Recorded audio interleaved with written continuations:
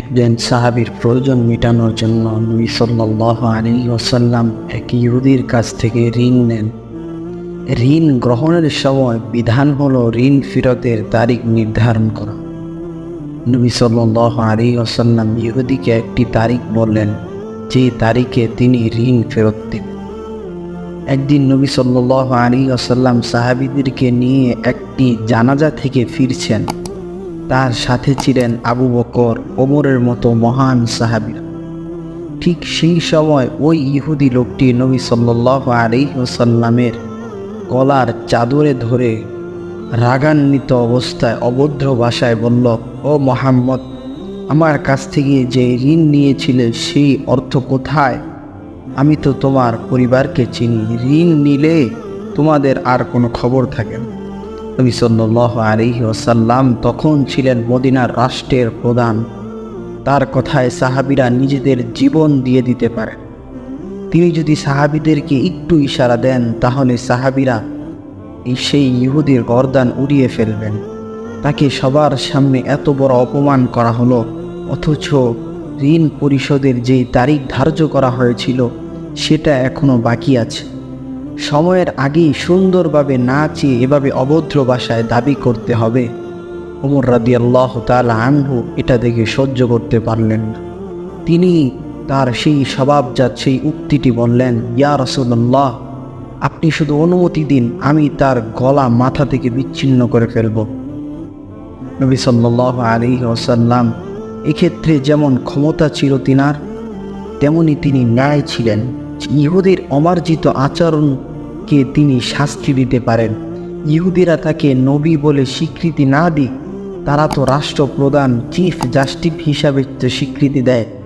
নবী সাল্লাল্লাহু আলাইহি ওয়াসাল্লাম ইহুদিকে আইনের আওতায় এনে শাস্তি দেবার অধিকার রাখেন। কিন্তু তিনি উল্টো ওমর ইবনুল খাত্তাব রাদিয়াল্লাহু তাআলা আনহুকে বললেন, ওমর, তোমার কাছ থেকে তো উত্তম ব্যবহার আশা করা যায়। তুমি এভাবে না বলে বরং আমাকে বলতে পারতে আপনি তার ঋণ পরিশোধ করুন, কিংবা তাকে বলতে পারতে আপনি সুন্দরভাবে ঋণের কথা বলতে পারতেন। অসুন্দর জবাব সুন্দর দ্বারা, অনুত্তমের জবাব কিভাবে উত্তম দ্বারা দিতে হয় সেটা নবী সাল্লাল্লাহু আলাইহি ওয়াসাল্লাম ওমর রাদিয়াল্লাহু তাআলা আনহু সহ সাথে উপস্থিত সকল সাহাবীদেরকে শিখালেন। অতঃপর রাসূল সাল্লাল্লাহু আলাইহি ওয়াসাল্লাম ওমর রাদিয়াল্লাহু তাআলা আনহুকে নির্দেশ দিলেন, ওমর, যাও তার সাথে যাও, অর্থাৎ ইহুদির সাথে যাও, তাকে তার ঋণ পরিশোধের আরও 20 শাহ অর্থাৎ 32 কেজি খেজুর আরও বেশি দিয়ে দাও, কারণ তুমি তাকে ভয় দেখিয়েছ।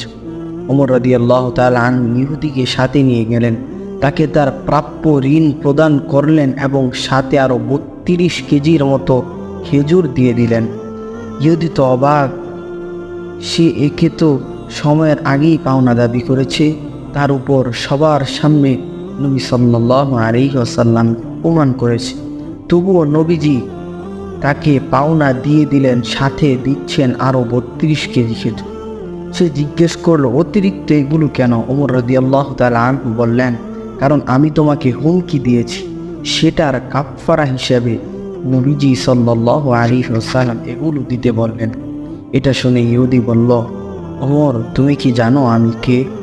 ওমর রাদিয়াল্লাহু তাআলা আনহু বললেন, না, আমি জানি না তুমি কে। ইহুদি বলল, আমি সেই যায়েদ ইবনে সুনা।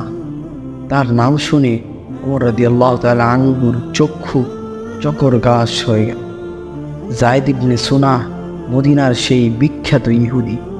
সে ছিল ইহুদিদের আলেম, ইহুদিদের পণ্ডিত।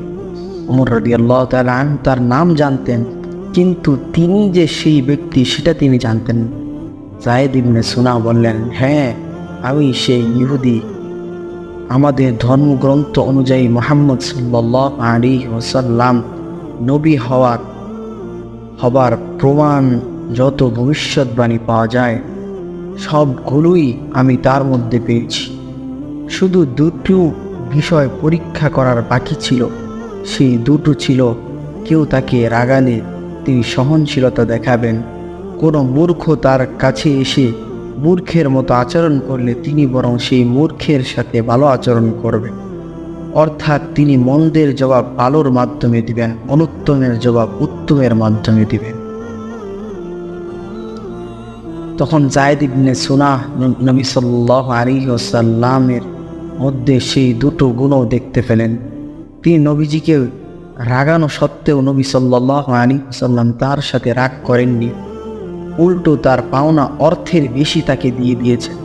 এবার যায়েদ ইবনে সুনাহ বললেন, ও ওমর, তুমি সাক্ষী থাকো, আমি আল্লাহকে আমার রব হিসাবে, ইসলামকে আমার ধর্ম হিসাবে এবং মুহাম্মদ সাল্লাল্লাহু আলাইহি ওয়াসাল্লামকে আমার নবী হিসাবে মেনে নিলাম। আমার অনেক সম্পদ আছে, আমি আমার অর্ধেক সম্পদ ইসলামের তরে দান করে দিলাম।